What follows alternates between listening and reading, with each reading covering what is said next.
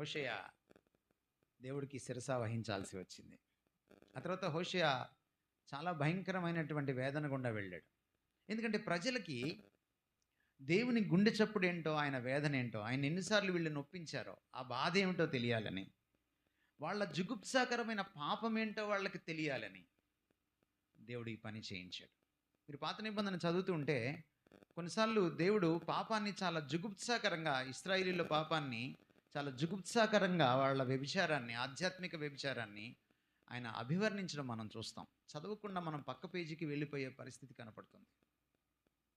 ఎందుకు దేవుడు ఇలా రాయించాడంటే, మనం పాపం చేస్తున్నప్పుడు ఆయనకి కలిగిన జుగుప్స మనకు అర్థం కావాలని.